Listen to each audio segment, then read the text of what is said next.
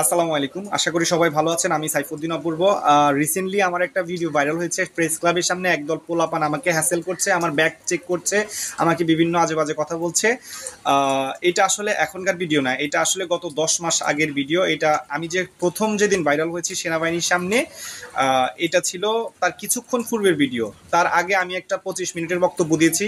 তো আমি বাংলাদেশের সর্বপ্রথম প্রেস ক্লাবের সামনে মিডিয়ার সামনে দাঁড়িয়ে আমি বলেছিলাম যে ডক্টর ইউনূস সাংবিধানিকভাবে অবৈধ এবং শেখ হাসিনা বাংলাদেশের এখনও প্রধানমন্ত্রী। সংবিধান তাকে পদত্যাগ করলেও প্রধানমন্ত্রী রাখে, পদত্যাগ না করলেও প্রধানমন্ত্রী হিসেবে রাখে।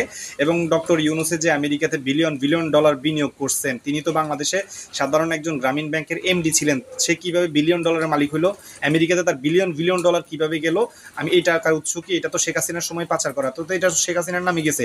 ডক্টর ইউনূস যে টাকা পাচার করছে এটা তো শেখ হাসিনার নামে গেছে।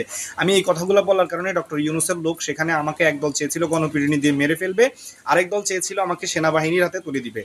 তো এটা তখনকার ভিডিও। আর এটা দেখেই অনেকেই আমাকে নিয়ে ভয় পাচ্ছেন, আমাকে নিয়ে আপনারা দুশ্চিন্তা করছেন যারা আমার শুভাকাঙ্ক্ষী, এবং অনেকেই আমাকে কল করছিল এবং হাজার হাজার কমেন্ট আসতেছে, ভাই আপনি সেভ আছেন কি না? হ্যাঁ আমি ভাই সেভ আছি, আমি নিরাপদে আছি, আপনারা একদমই দুশ্চিন্তা করবেন না। আর সেই দিন আমি মরার প্রস্তুতি নিয়েই গিয়েছিলাম। তখন এত অপপ্রচার আওয়ামী লীগের বিরুদ্ধে, আমি কখনো আওয়ামী লীগের মিছিল মিটিংও জানি। আমি বলে রাখি আমি আওয়ামী লীগের কোনো পদ পদবিতে নাই।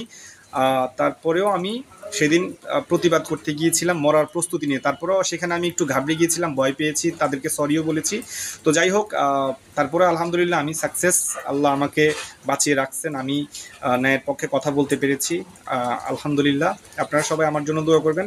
আমি এখনও নিরাপদে আছি, ভালো আছি, ন্যায়ের পক্ষে কথা বলে যাচ্ছি, দোয়া রাখবেন। আর আমার ভেরিফাইড ফেসবুক সাইফুদ্দিন অপূর্ব যদি এই চ্যানেলে এই পেজে যদি ভিডিও আপলোড না হয়, তাহলে আপনারা ধরে নেবেন আমার কোনো বিপদ হয়েছে। কন্টিনিউয়াস যদি ভিডিও আসতে থাকে তাহলে আমি সেভ আছি, আর যদি ভিডিও যদি না যায় ধরে নেবেন যে আমার কোনো একটা বিপদ হয়েছে।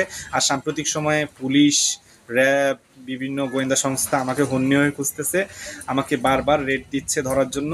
বারবার আল্লাহ আমাকে বাঁচিয়ে দিয়েছে। বিএনপি জামাতের লোকেরাও আমাকে প্রচণ্ড পরিমাণে খুঁজতেছে, তারা আমাকে পেলে মব সৃষ্টি করে মেরে ফেলতে চায়।